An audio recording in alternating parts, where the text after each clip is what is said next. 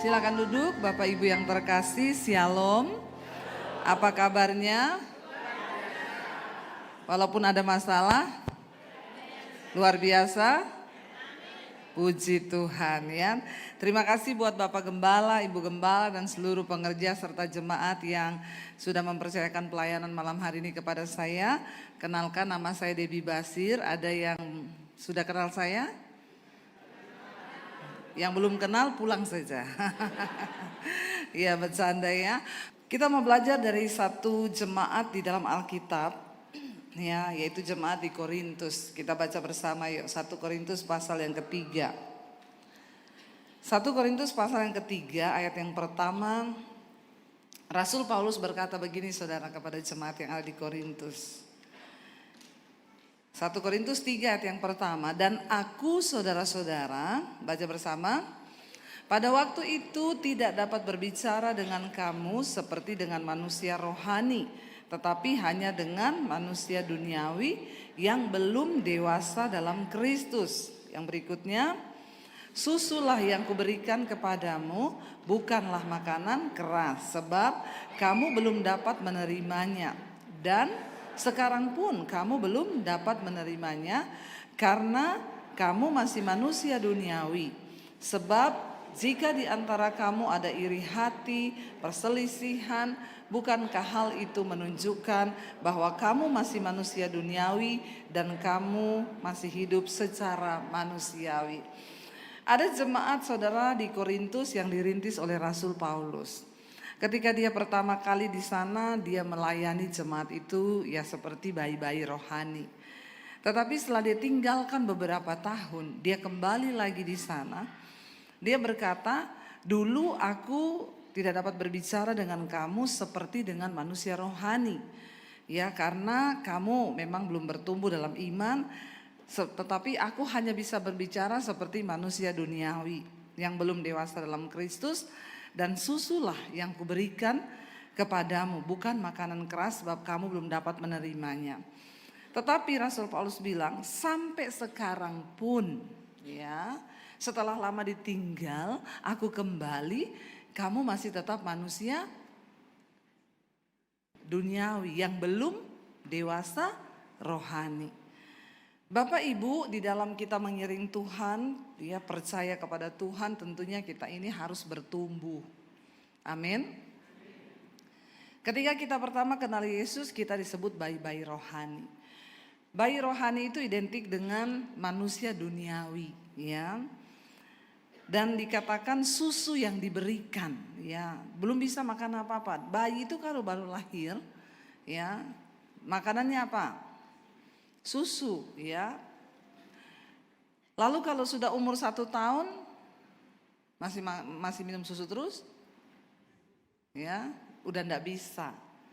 Kalau sampai 6 bulan mungkin bayi itu masih bisa minum susu terus. Tapi ketika sudah mulai 7 bulan, 8 bulan, ya, 1 tahun, 2 tahun, maka sudah harus mulai meningkat dengan makanan keras.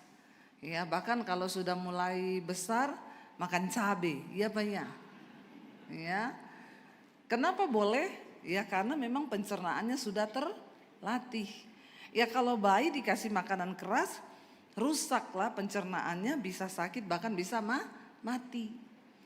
Tapi ketika sudah mulai bertumbuh menjadi dewasa, ya makanan keras yang harus diterima.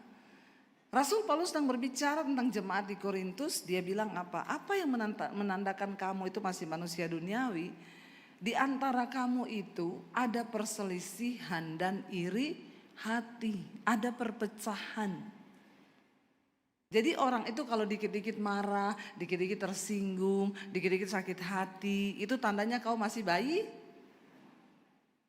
Tolong dijawab.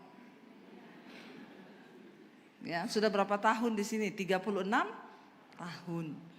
Dikit-dikit marah, dikit-dikit tersinggung, dikit-dikit kepahitan, dikit-dikit ngambek. Ya, itu tandanya kau masih sakit jiwa. Ya, ketika kita menerima Tuhan Yesus, jiwa kita ini dipulihkan Tuhan.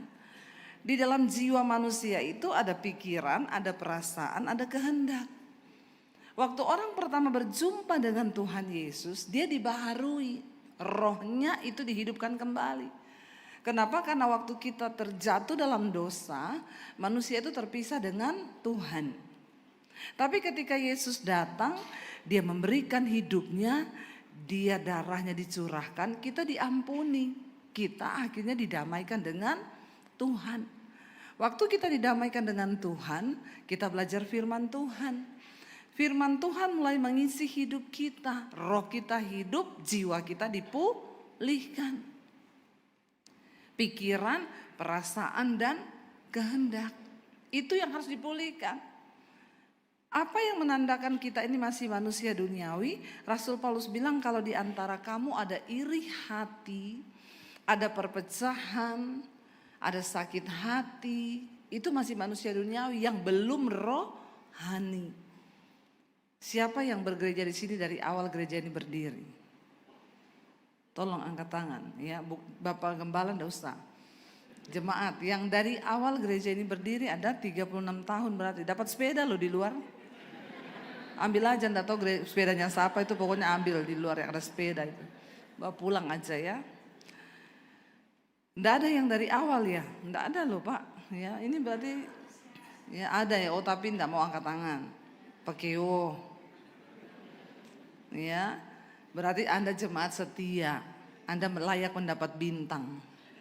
Nanti dikasih hadiah ya Pak ya, 1 porsi bakso Malang.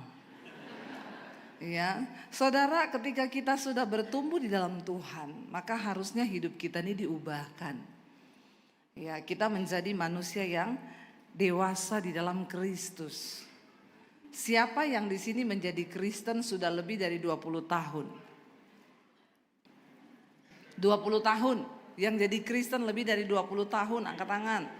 Yang lebih dari 20 tahun. Ya, ada yang angkat tangan padahal saya lihat sudah tua loh. Atau jangan-jangan belum jadi Kristen sekarang ya. Saudara, kalau kita menjadi Kristen sudah lebih dari 20 tahun, itu udah lama belum? Ya, tapi itu yang Rasul Paulus bilang, walaupun kamu tuh sudah bertahun-tahun menjadi Kristen, tapi kalau ditinjau dari segi usia, sebenarnya kamu ini sudah harus jadi pengajar. Tapi asas-asas dari kekristenan saja belum pada mengerti. Bagaimana mungkin menjadi pengajar? Kita sendiri masih bayi rohani yang kalau tersinggung marah, kepahitan. Di rumah suami istri bertengkar, angkat tangan yang tiap hari berantem suami istri. Tidak ada loh ya, luar biasa jemaat di gereja ini ya. Semua suami istrinya sudah dipulihkan loh Pak. Ya, insya Allah. Tidak ada yang ngaku lagi. Di gereja semuanya kelihatan rohani. Jangan ya, lagi kudus, tidak ada yang berantem sekarang. Ya, padahal tadi dari rumah sudah berantem. Cepet loh, telat loh. Kamu ini ulang tahun gereja nanti gak dapat kursi loh. Dan lama nih, rakur-rakur, suene. Ya, akhirnya istrinya marah-marah sampai nangis di mobil. Ya, sampai berair mata. Yuk kalau tahu tadi nusuk ke gereja. Udah mau masuk gereja, lap air matamu cepet. Udah dekat gereja. Nanti gak ketahuan loh sama Bapak Gembala. Nggak usah angkat tangan. Ya, terus lap-lap air mata, dandan lagi masuk gereja. Shalom Ibu, shalom Bapak, shalom. Apa kabar? Luar biasa. Setan yang berdiri di pintu ngomong gini, pret. Ya, malu sama setan. Jadi orang Kristen harus bertumbuh menjadi dewasa. Karena kekristenanmu itu tidak dilihat waktu kau lagi ibadah begini. Lagi ibadah begini semua kudus ini. Ya kan? Nggak ada yang lagi berantem, nggak ada yang lagi marah-marah. Kudus semua ini, kudus. Ya, kekristenanmu itu dinilai waktu kau keluar dari pintu gereja. Bagaimana hidupmu di rumah? Bagaimana rumah tanggamu? Bagaimana kehidupanmu di luar sana? Sekali lagi pelayanan kekristenan kita tidak bisa dilihat waktu kita berdiri di atas mimbar. Sekarang banyak orang berdiri di atas mimbar, dia turun, ya, dia bersinah, dia selingkuh, dia homo, tulang lunak. Ya, sekarang banyak jadi simpenan, ani-ani, nggak ada yang tahu. Tetapi kedewasaan rohani itu yang menilai Tuhan. Waktu hidup kita diubahkan, hidup kita ini menjadi berkat. Ya, saksi kita ini firman Tuhan berkata dalam kitab Ibrani. Ya, karena di sekeliling kita ini banyak saksi, karena itu tanggalkanlah semua beban dan dosa yang merintangi kita untuk berlomba dalam perlombaan iman yang diwajibkan bagi kita. Karena di sekeliling kita banyak saksi. Saksi hidup kita yang pertama siapa? Yang pertama kali melihat hidup kita siapa? Tuhan. Karena Alkitab berkata, mata Tuhan itu menjelajah ke seluruh bumi, melihat orang baik dan orang jahat. Untuk memberikan upah. Tuhan akan memberikan upah yang setimpal dengan perbuatannya. Kalau kita hidup melakukan kebenaran, maka kita menerima upah dalam kekekalan. Nanti ketika kita mati Tuhan datang. Tapi kalau kita hidup dalam daging, maka kita akan menerima upah kebinasaan. Yang pertama saksi kita adalah mata Tuhan yang menjelajah ke seluruh bumi, melihat orang hidup di dunia ini. Jadi bapak-bapak, walaupun istrimu tidak lihat kau, ada mata Tuhan yang melihat. Amin bapak-bapak. Yang amin ibu-ibu. Ya. Demikian juga ibu-ibu, ya, hidupmu di luar sana, walaupun suamimu tidak lihat, ada mata Tuhan yang melihat. Demikian juga anak muda, walau orang tuamu tidak melihat, ada mata Tuhan yang melihat. Yang namanya dosa tidak bisa ditutupi. Makanya kita harus bertobat. Yang pertama saksi hidup kita itu Tuhan. Yang kedua saksi hidup kita di dunia ini siapa yang melihat kita? Malaikat. Malaikat melihat kita. Ya, dimanapun saudara lari bersembunyi ada malaikat Tuhan loh. Ya, bukan cuma kodam yang mengikuti kau. Jangan percaya kodam, amin. Tidak ada itu kodam-kodam itu. Ya, karena malaikat Tuhan yang mengikuti kita bukan kodam. Ya, ada yang percaya, bu katanya kodam saya Nyi Roro Kidul. Ya, sekarang ada aplikasi loh yang lihat-lihat kodam.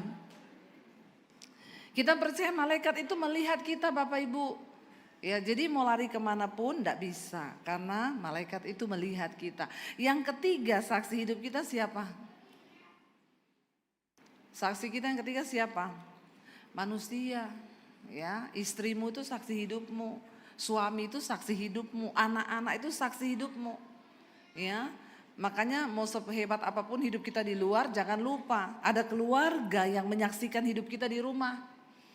Ya, saya berkhotbah begini percuma kalau anak saya nonton, mami kalau khotbah katanya begini-begini padahal di rumah mulutnya maki-maki, ngapain?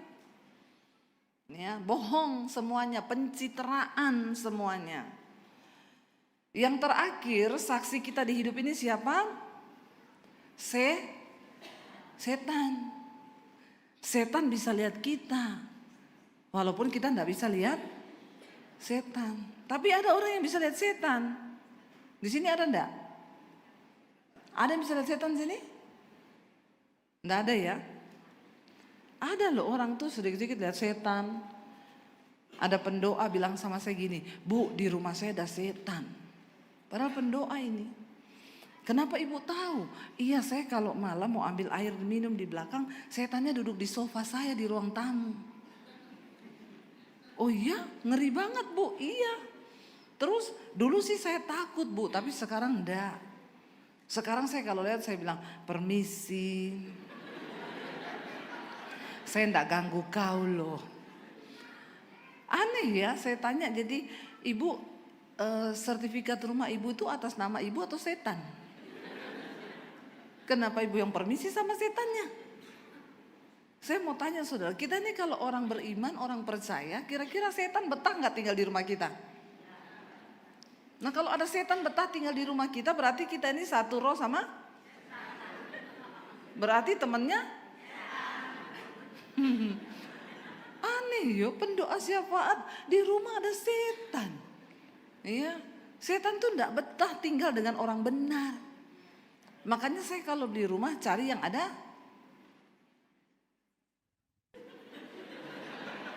Kenapa saudara tertawa? Saya kalau beli rumah saya cari yang ada. Kenapa? Harganya murah, ya. Ada satpam yang bilang sama saya, ibu mau beli rumah itu, iya.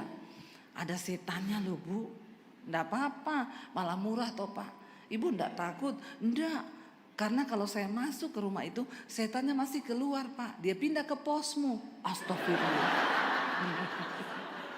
Kata satpamnya, astagfirullah, jangan bu. Ya makanya kau harus beriman. Kenapa kau takut sama setan? Ya jangan takut sama setan, amin. Karena kalau kau punya iman, setan tidak berani sama kamu, amin. Tapi kalau kau hidup dalam dosa, kau jadi temannya. Makanya bertobat. Di dalam hidup kita ini ada saksi, makanya berubah. Jangan jadi Kristen yang baik terus, jangan jadi Kristen yang tidak mengalami perubahan. Ya, selama kita masih dikasih waktu hidup, ayo berubah. Jangan jadi baik terus. Tinggalkan semua perbuatan yang jahat. Karena satu saat nanti Yesus berkata, kita semua akan berdiri di hadapan tahta pengadilan Kristus. Untuk apa? Memberikan pertanggungan jawab tentang hidup kita di dunia ini. Jadi berhati-hatilah, hiduplah takut akan Tuhan.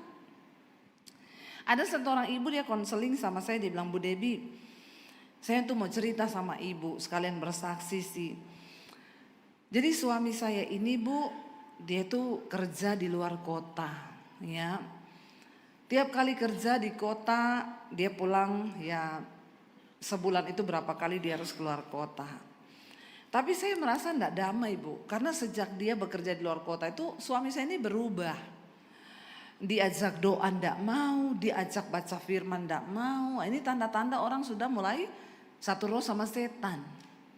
Suruh doa enggak mau. Jadi kalau ada suami-suami yang diajak doa enggak mau itu fix. Temennya, dia enggak betah melakukan sesuatu yang rohani. Enggak suka nyanyi lagu rohani, enggak suka. Ya kalau diputerin lagu pujian enggak mau dia. Ya, muternya lagu abang ini lihat-lihat bodiku yang seksi. Ya itu yang dia suka itu. Ya.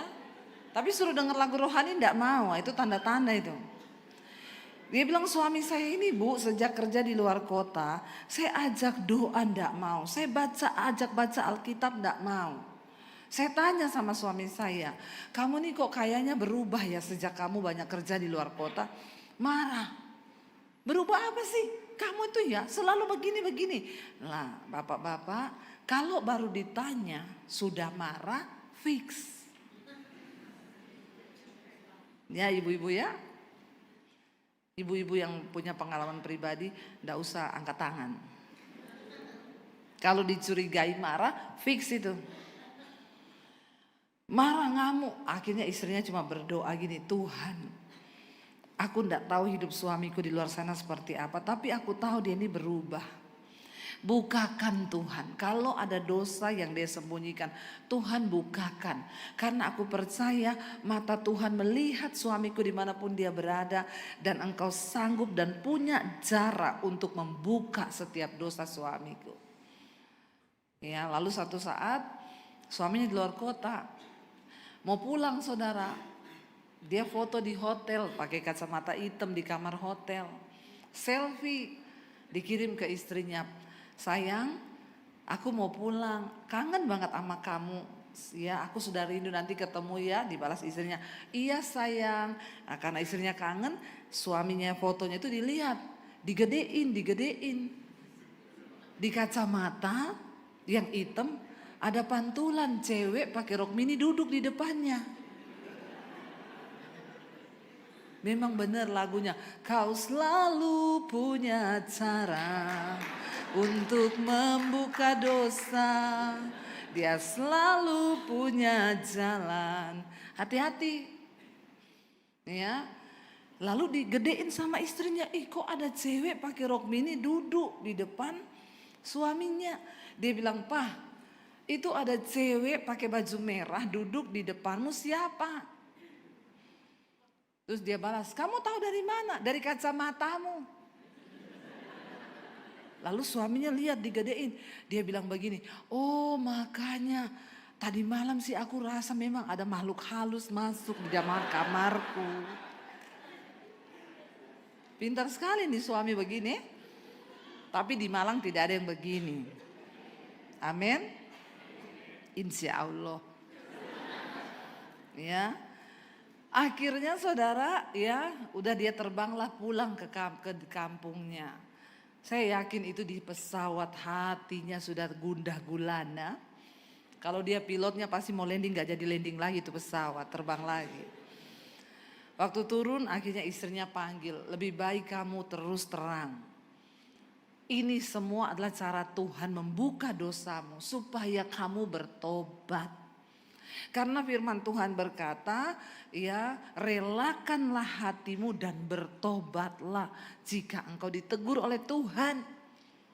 Lalu dia nangis di jamaah Tuhan, dia ceritakan semua. Ternyata setiap kali keluar kota, dia pasti panggil perempuan masuk ke hotel. Dia jatuh di dalam dosa. Istrinya bilang, "Aku udah terasa, makanya kamu gak mau doa, gak mau baca firman." Ya, lalu istrinya itu berdoa, "Tuhan, kalau pekerjaan suamiku ini membuat dia jatuh dalam dosa dan jauh dari Tuhan, aku berdoa, ambil pekerjaan ini Tuhan, daripada membuat suamiku berdosa." Akhirnya gak berapa lama saudara, suaminya dinyatakan diputus kontrak dari pekerjaan itu. Lalu dia pulang kampung, akhirnya hidup bersama-sama dengan istrinya selama 3 tahun tidak ada pekerjaan. Istrinya bilang, "Tapi saya tidak stres Bu, karena puji Tuhan waktu Tuhan melakukan itu suami saya akhirnya doa lagi, baca firman lagi, hidup kami berbahagia lagi." Setelah suami saya sudah diproses Tuhan, baru saya berdoa lagi, "Tuhan, kasih suami saya pekerjaan, tapi jangan keluar kota, di dalam kota aja supaya kami bersama-sama." Enggak berapa lama suaminya dapat pekerjaan, tapi dalam kota bersama-sama. Dan mereka dipulihkan Tuhan. Bapak-bapak ya, istri itu adalah penolong, teman pewaris yang diberikan Tuhan di sampingmu. Amin. Engkau diberkati atau tidak itu tergantung bagaimana doa istrimu. Makanya kasihilah istrimu sebagai pendoa. Kita harus bertumbuh di dalam iman. Jangan jadi jemaat yang begitu-begitu saja, tidak ada pembaharuan, tidak ada karakter yang dibangun. Coba kita lihat bersama saudara. Kolose pasal 2 ayat yang ke-6 sampai ayat yang ke-7 kita buka. Kolose 2 ayat yang ke-6 sampai ayat yang ke-7 kita baca. Firman Tuhan berkata di sana demikian. Kolose 2 ya, 1, 2, 3. "Kamu telah menerima Kristus Yesus Tuhan kita. Karena itu hendaklah hidupmu tetap di dalam Dia. Hendaklah kamu berakar di dalam Dia dan dibangun di atas Dia. Hendaklah kamu bertambah teguh dalam iman yang telah diajarkan kepadamu, dan hendaklah hatimu melimpah dengan syukur." Ayat ini berkata, karena kamu telah menerima Kristus Yesus Tuhan, makanya kamu harus tetap berada di dalam Dia. Siapa di sini yang sudah menerima Yesus sebagai Tuhan dan Juru Selamat? Yang sudah menerima saja. Karena banyak orang Kristen ternyata belum menerima Tuhan Yesus. Proses kita menerima Tuhan Yesus adalah waktu kita berdoa dan berkata, "Tuhan, aku tidak mau hanya menjadi orang Kristen, tapi aku membuka hatiku, roh, jiwa dan tubuhku, aku serahkan ke dalam tangan-Mu dan Engkau kuasailah hidupku." Amin. Itu adalah ketika kita ini membuka hati bagi Tuhan. Saudara sudah pernah berdoa seperti itu? Ya, atau saudara hanya menjadi Kristen saja? Ini adalah berbeda, saudara. Ketika kita berada di dalam Kristus, menerima Dia sebagai Tuhan dan Juru Selamat, maka hendaklah engkau tetap di dalam Dia. Buka hatimu untuk menerima Dia sebagai Tuhan dan Juru Selamat. Dan ketika kita berkata, Tuhan, aku tidak hanya menjadi Kristen, tapi aku menyerahkan seluruh hidupku ke dalam tangan-Mu. Artinya apa? Itu yang Rasul Paulus berkata, sekarang ini aku hidup, tapi bukan lagi aku yang hidup, melainkan Kristus yang hidup di dalam aku. Sehingga ketika engkau diproses, direndahkan, difitnah, kita tidak boleh membalas karena kita percaya bahwa dalam hidup kita hanya Tuhan, bukan kita lagi. Setiap kita harus mengalami perjumpaan pribadi dengan Tuhan Yesus. Jangan hanya menerima agama karena warisan dari orang tua. Tapi alamilah perjumpaan secara pribadi dengan Tuhan. Karena orang yang berjumpa secara pribadi dengan Tuhan itu awal dari perubahan hidup dan pertumbuhan rohani terjadi di hidupmu. Waktu kita berjumpa secara pribadi dengan Tuhan, Alkitab berkata, ketika Roh Kudus turun atas seseorang, maka Roh Kudus akan menginsyafkan orang itu, yang pertama akan dosa, kedua kebenaran, ketiga penghakiman. Hidup berjalan sesuai tuntunan firman Tuhan. Hidupmu pasti berbahagia. Karena firman Tuhan berkata, berbahagialah orang yang merenungkan firman Tuhan itu siang dan malam, sebab dia akan seperti pohon yang ditanam di tepi aliran air, yang menghasilkan buahnya pada musimnya, yang tidak layu daunnya, apa saja yang diperbuatnya pasti berhasil. Itu kuncinya. Renungkan firman itu siang dan malam, saudara. Bertindak hati-hati dengan yang tertulis di dalamnya, maka perjalananmu akan berhasil dan beruntung. Jangan renungkan yang lain. Ketika saya bertobat terima Yesus, malam itu saya mau bunuh diri, gak jadi. Tuhan jamah saya. Akhirnya saya mengalami perjumpaan pribadi dengan Tuhan. Malam itu saya menangis berjam-jam. Singkat cerita, besoknya saya tidak ada pikiran mati, bunuh diri. Yang ada di benak saya cuma, saya pengen kenal Tuhan Yesus. Saya cari gereja, saya ibadah, saya pulang, ya. Dulu saya cari gereja, saya pakai baju senam. Dulu saya pelatih senam aerobik, saudara. Percayalah, dulu saya pernah kurus. Nggak usah tertawa mengejek begitu. Ya, jadi saya cari gereja, saya pakai baju senam, saya ibadah, saya balik lagi ke rumah. Seperti itu, saya mulai baca Alkitab. Siapa yang ada dalam Kristus, dia harus berakar dan bertumbuh.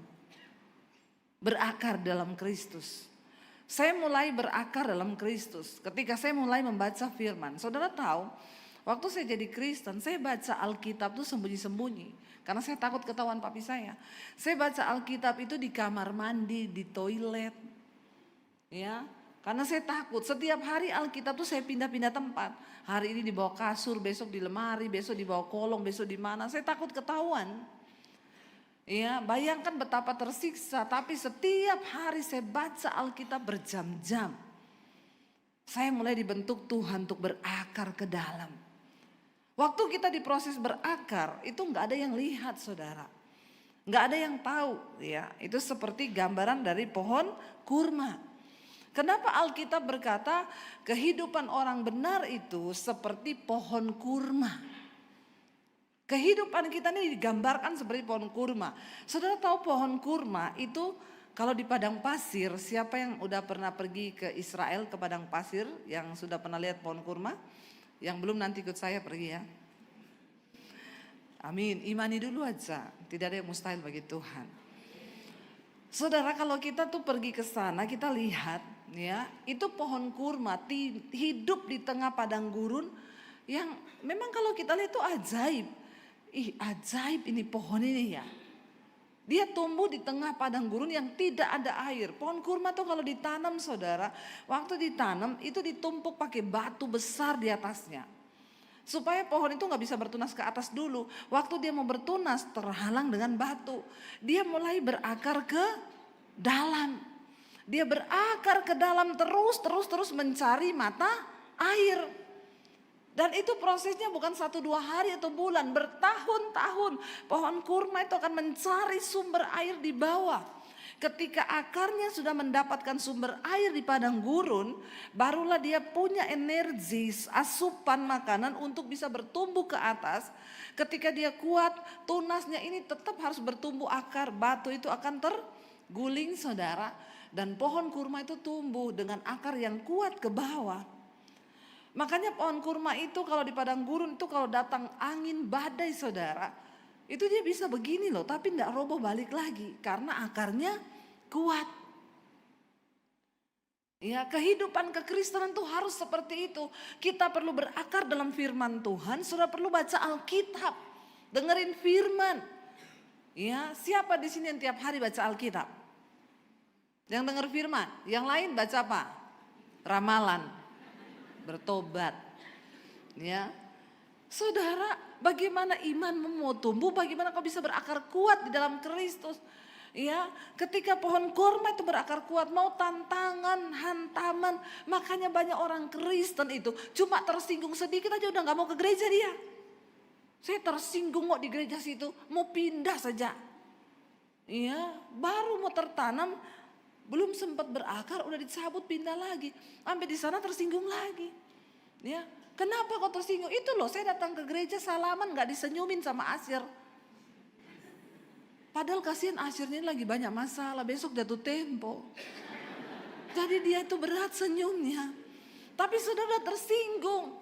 Ya, banyak orang Kristen yang seperti ini cuma karena masalah sedikit udah kepahitan. Itu tadi yang Rasul Paulus bilang, kalau itu anak-anak rohani, tumbang imannya.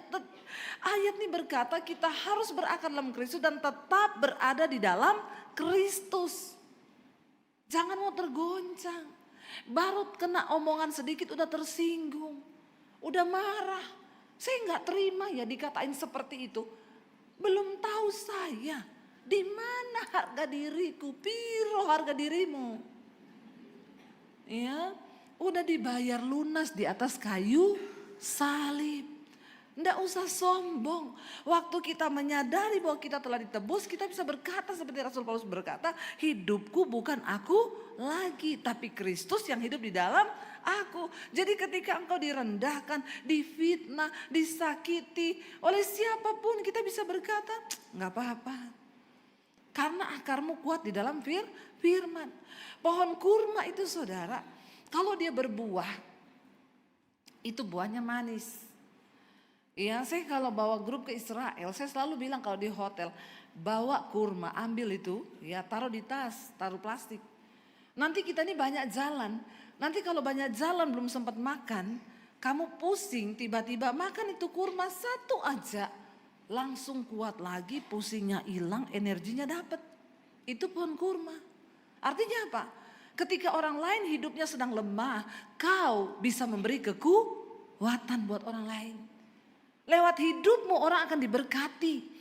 Kau cuma berkata sama temanmu, jangan takut, Tuhan tuh menyertai kamu, saya mau berdoa buat kamu. Engkau sanggup menjadi kekuatan bagi orang lain. Engkau memberi energi yang positif bagi orang lain. Sudahkah kita hidup seperti itu saudara? Makanya bukan tanpa sebab Alkitab berkata, hidupmu itu harus seperti pohon kurma. Menjadi kekuatan bagi yang lemah. Jangan orang sudah lemah kau tambah kan jadi lemah. Yang sudah layu malah mati. Ya, jangan saudara. Ya, kita menjadi orang yang membawa dampak. Anak kita lagi lemah, kasih dia kekuatan. Suami kita lagi loyo, kasih dia kekuatan. Ya, percaya Pak, ya hidup itu bersama dengan Tuhan, pasti Tuhan kasih kau kekuatan. Jangan takut, jangan lemah imanmu. Ayo kita berdoa. Amin saudara. Bahkan pohon kurma itu saudara ketika dia mati nih, bisa mati pohon kurma. Mati yang sudah layu semua daun dan batangnya, tinggal tersisa bonggolnya itu. Para musafir kalau berjalan di padang pasir, lalu mereka kehausan, mereka akan cari bekas akar kurma yang sudah mati. Kenapa? Karena di bawahnya itu pasti ada cadangan air. Amin.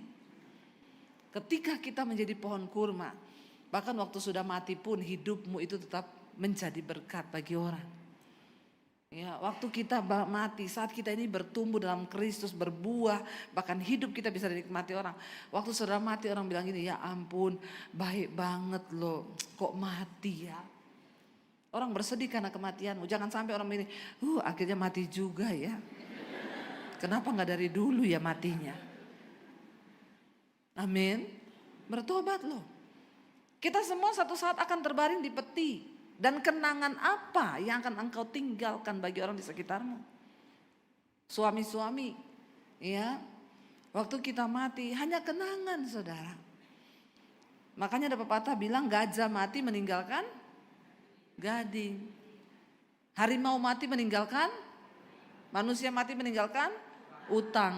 Nah itu bayar se, ojo mati se, ini masih ada utang, amin. Dilunasi se itu utangnya bermati. Ya, kita mati ini yang orang ingat cuma kenangan kita. Bayangkan loh, saya sempat ketemu satu anak, papanya mati, dia nggak mau pergi lihat. Saya bilang, kenapa kau nggak mau? Saya kepahitan sama papa saya. Papa saya itu bikin saya sakit hati selama hidup, selingkuh, mama saya diabaikan. Bahkan di peti mati pun saya nggak rela melihat mukanya. Sudah bayangkan loh. Ingat satu saat kita semua ini akan dipanggil pulang. Kalau saya bilang tentang kematian kita akan dipanggil pulang, jangan melirik sama yang sudah tua loh. Ya, banyak yang melirik sama opa-opa dan oma-oma ini. Kayaknya opa duluan ini. Yang namanya mati itu nggak pernah lihat umur, amin. Sekarang nih yang muda-muda nih di Jakarta, nggak tahu kalau di sini, anak-anak umur 20 belasan ke bawah sudah kena diabetes, ya. Bahkan banyak yang kena stroke sekarang. Umur 20-an.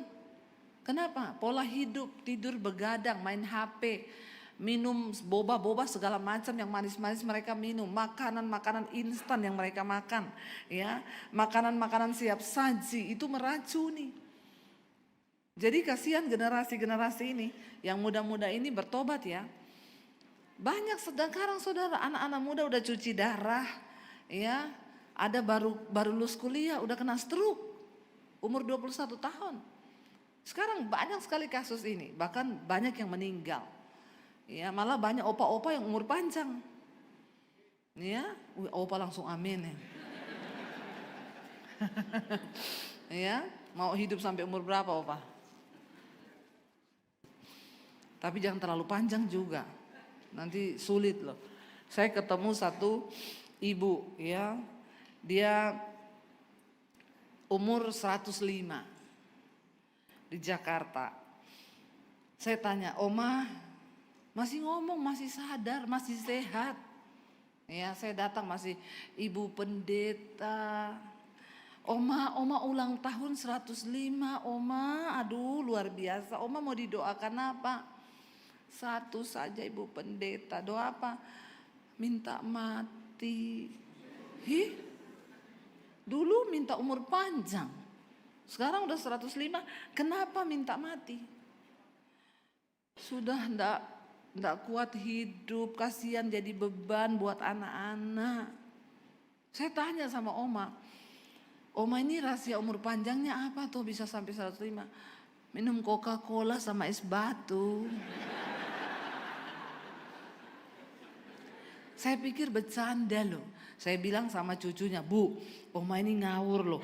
Masa tak tanya, betul Ibu Debbie. Nih lihat di depannya dia ada satu botol Coca-Cola. Disensor, ada satu botol Coca. Tit. Nanti tidak ditiru orang semua beli Coca-Cola ini. Sama es batu loh. Saya bilang, bener Bu, ini dari muda. Begini dia kalau makan, habis makan minta ini minum. Bisa ya? Mau 105 tahun? Jangan dicoba, itu adegan berbahaya loh. Hanya dilakukan oleh para ahli saja itu. Orang biasa tidak bisa. 105. Ya. Oma ndak ada diet apa, ndak ada, semua dimakan. Makan babi, makan makanan kesukaan Oma itu. Sampai 105 loh. Ini sih mematahkan semua apa ya yang bilang enggak boleh ini, enggak boleh itu, enggak, nanti cepat mati. Memang benar loh, ternyata hidup mati itu di tangan Tuhan. Ya, saya ketemu sama satu bapak 104. Minta didoakan apa Pak? Minta mati Bu. Lah kok minta mati juga ini? Kenapa minta mati? Istriku udah mati, anakku udah mati, mantuku udah mati, semua udah mati, aku belum mati-mati. Ya, kan saya juga ndak bisa tuh mendoakan dalam nama Yesus matilah kau. Ya ndak mungkin, ndak mungkin. Makanya tolong ya kalau berdoa itu ndak usah minta terlalu panjang-panjang ya. Karena kalau sudah begitu rempong juga loh. Berdoa suruh mati-mati, bagaimana caranya didoakan mati? Saya tanya sama opa itu, opa kenapa opa bisa umur panjang begini, rahasianya apa? Saya dari umur 40 ndak makan tepung, ndak makan gula, ndak makan roti, ndak makan daging. Cuma makan ikan sama sayur 104. Yang minum Coca-Cola, makan babi, makan ini 105.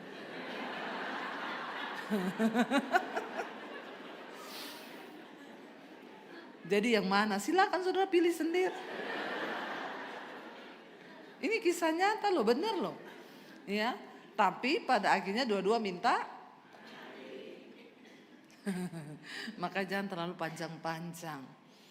Hidup ini bukan soal panjang atau lamanya umur kita. Tapi apakah hidup kita ini berdampak dan kita melakukan kehendak Tuhan atau tidak? Yesus itu umurnya tidak panjang. Karena memang dia lahir hanya untuk menggenapi kehendak Bapa bagi dunia, amin. Bukan soal panjang atau tidak. Ya, tapi mari kita berdoa, Tuhan selama Engkau beri aku waktu hidup di dunia ini, aku mau hidup bagi kepentingan Tuhan. Itu kedewasaan rohani. Anak-anak muda, Tuhan kalau aku mau menikah, aku menikah untuk kepentingan Tuhan, amin. Yang muda saja bilang amin, yang tua sudah terlanjur menikah, tidak usah bilang amin. Ya. Jadi kalau yang muda-muda kau tahu kau mau cari pacar yang seperti apa, ya carilah yang untuk menggenapi kehendak Tuhan. Jangan kau pacaran sama yang masih merokok, masih mabuk, masih judi. Ya, jangan. Tapi kaya loh Bu Debbie. Cinta itu bukan soal kaya. Dia jawab lagi, kalau aku sih mending menangis di atas Mercy daripada nangis di atas beca.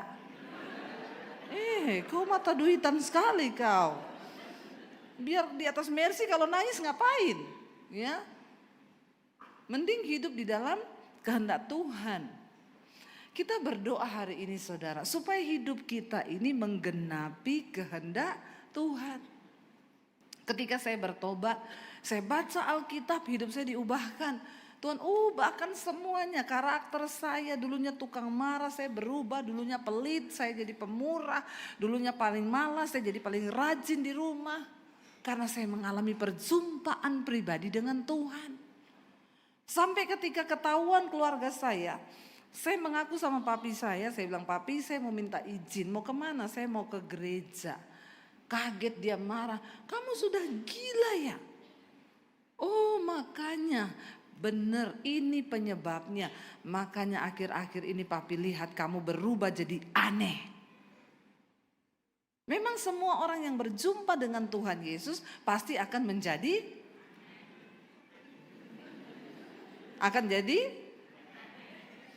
Coba tanya kanan kirimu bilang, kau sudah aneh belum?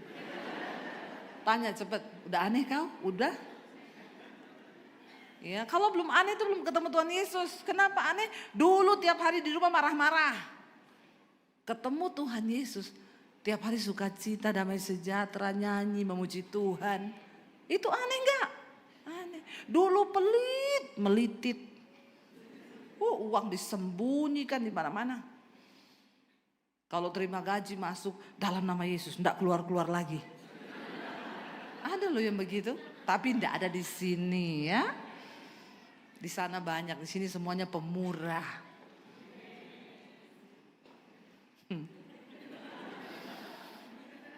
Berubah, dulu pelit. Kalau ke pasar enggak usah nawar. Orang Kristen Beli sayur, berapa sayurnya Bu? 5.000. Larang tolong Saudara, please ya, kau pakai kalung salib lagi besar. Kau beli sayur 5.000, kau tawar 3.000. Bikin malu Tuhan kau. Sekali-sekali berapa sayurnya Bu? 5.000, 10.000 boleh enggak?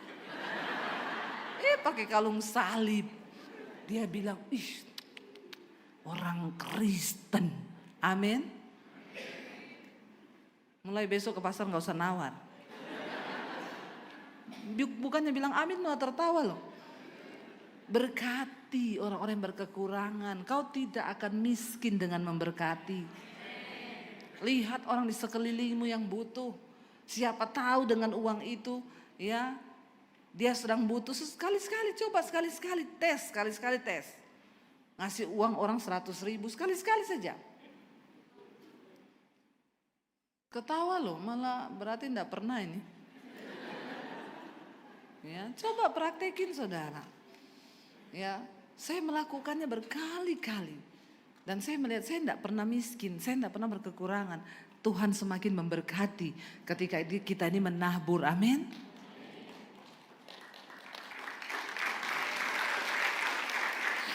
Salah satu juga kedewasaan jemaat. Ya, dulu ke gereja ngasih kolektor 5.000. Sekarang ngasih 2.000 Bu. Bertobat. Ya, tanda kedewasaan rohani juga tuh dilihat ketika engkau belajar untuk memberi, belajar untuk menabur, ya. Banyak orang, di luar gayanya hebat, makan ngopi berani. Tapi kalau ke gereja, tuker uang dulu. Nggak usah angkat tangan, pengalaman pribadi. Saya tuh loh di Jakarta naik Grab. Saya bayar cash waktu itu, naik taksi. Dia kasih saya uang recehan 2.000-an. Bu, saya kasih uang receh ya. Pak, kenapa saya dikasih uang receh? Ibu mau ke gereja toh? Orang Kristen itu bukan naik taksi, minta tukeran 2.000-an katanya buat kolektor. Sampai supir taksi tahu loh, bertobat memang. Bertobat. Lo biasa orang Kristen kalau ke gereja minta tukerannya uang kembalian ribuan, 2.000, 1.000. Katanya yang paling kecil aja Pak. Ya kenapa? Buat ngasih kolektor. Bilang kanan kirimu bertobat. Ya belajar saudara, menghormati Tuhan. Ya kalau kau bisa mengeluarkan uang untuk sesuatu ke gereja itu kau cuma seminggu sekali loh. Masa memberi yang terbaik enggak bisa? Amin. Ya. Siapkan dari rumah yang terbaik Tuhan. Saya tidak bicara soal nilai ya. Kalau memang saudara tinggal punya uang 1.000 dan cuma itu yang kau punya dan kau beri 1.000, luar biasa. Persembahanmu itu terbesar di mata Tuhan. Karena Tuhan tidak pernah lihat dari nilainya. Tapi jangan di dompetmu ada uang merah, uang biru, uang hijau. Tapi yang kau cemplungin di situ, ya, uang yang bapak-bapak pegang golok begini. Uang berapa itu? 1.000. Tahu ya? Itu uang 1.000 bapaknya pegang golok loh. Ya, kalau yang 100.000 nari. Memang ada tandanya itu. Jadi suami-suami kalau kau kasih istri uang 1.000 terus,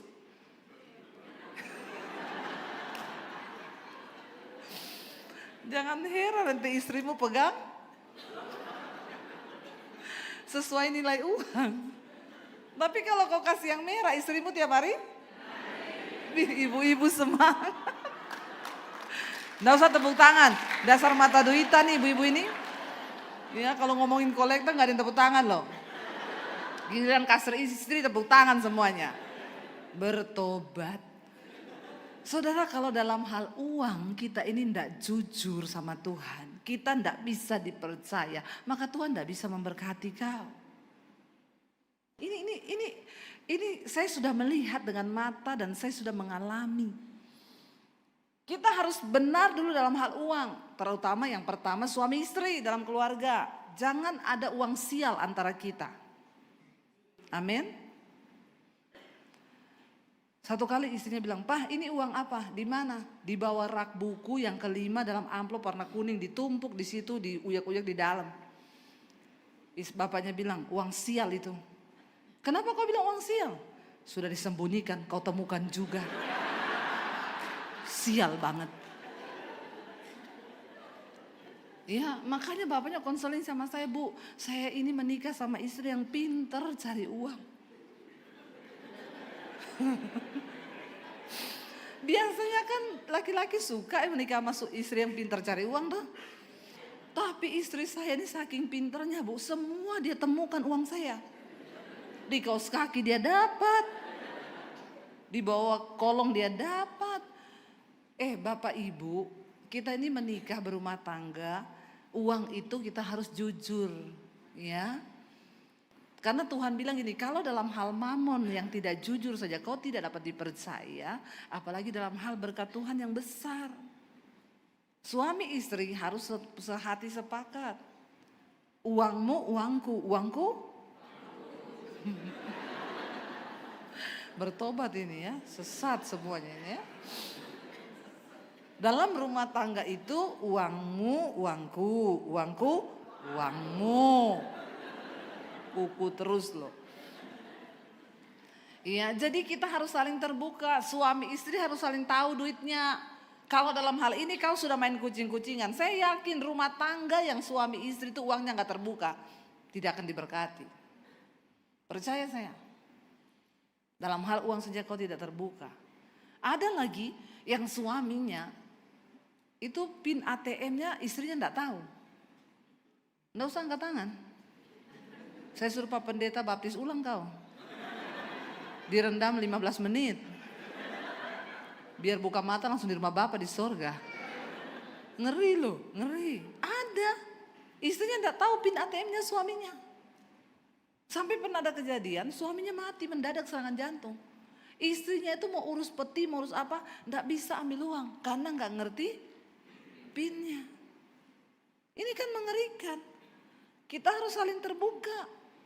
Saya sama suami saling tahu. Ya, suami pegang kartu ATM-nya, saya pegang mobile banking-nya. Cukup adil ya. Jadi dia mau kemana aja, bawa aja kartunya. Dia gesek, dia pakai, kan ada laporan di sini. Muncul ting, tadi ini di mana? Ya, tapi hati-hati di Jakarta. Ada bapak-bapak, tiba-tiba istrinya buka mobile banking, ting, ada pengeluaran 15 juta Holy Wing. Dia tanya, "Pak, ini Holy Wing apa ya?" "Gereja baru." Nggak usah tepuk tangan. Kau ngerti nggak apa itu Holy Wing? Sayap kudus. Itu gereja baru buka di PIK. Padahal dugem, dunia gemetar. Jadi kita harus sehati. Sebagai anak Tuhan, ya, orang yang bertumbuh dewasa itu dia bisa dipercaya. Dalam karakter, dalam keuangan, semua bisa dipercaya. Saya mau berkata hari ini, apapun keadaanmu saudara, biarlah kita tetap berada di dalam Kristus. Jangan mau digoncangkan, jangan mau digoyahkan. Tetap beriman dan percaya. 36 tahun bukanlah waktu yang singkat. Harusnya jemaat ini sudah bisa membawa jiwa-jiwa datang ke tempat ini. Ayo saudara, menangkan kota ini bagi Kristus. Di sekelilingmu begitu banyak jiwa yang membutuhkan uluran tanganmu.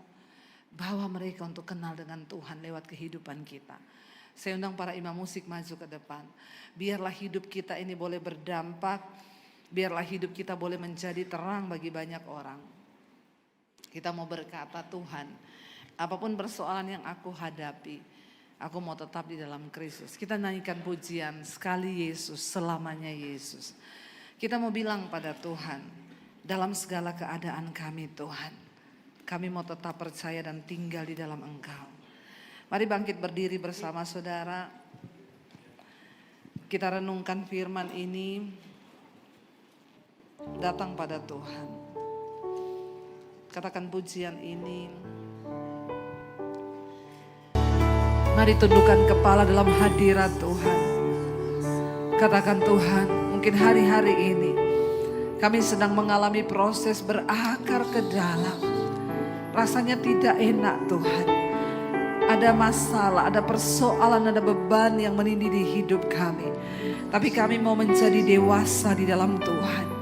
Kami tahu Engkau tidak pernah meninggalkan kami sendirian, Tuhan. Engkau Tuhan yang berjanji. Dan Engkau tidak pernah lalai menepati janji-Mu atas kehidupan kami, anak-anak-Mu yang percaya dan berharap kepadamu. Karena itu malam ini Tuhan, kami mengambil komitmen. Kami mau tetap berada di dalam Engkau. Dalam segala keadaan di hidup kami. Saat berlimpah ataupun kurang, Tuhan. Saat kami kuat ataupun saat ini lagi lemah, kami mau tetap berkata, Engkau sumber kekuatan kami, Tuhan. Engkau tidak pernah melepaskan tangan-Mu dari hidup kami. Engkau Tuhan yang akan terus membawa kami, Tuhan, naik tinggi seperti burung Raja Wali. Engkau yang akan memberikan kami kemenangan, kelepasan dan pemulihan dalam hidup kami. Bawa kami, Tuhan, menjadi dewasa, supaya satu saat ketika Engkau datang kembali menjemput setiap kami Engkau dapati kami dalam perkenanan-Mu ya Tuhan. Dan ada nama kami tercatat di dalam kitab kehidupan. Angkat tanganmu saudara, katakan, sekali Yesus, selamanya Yesus.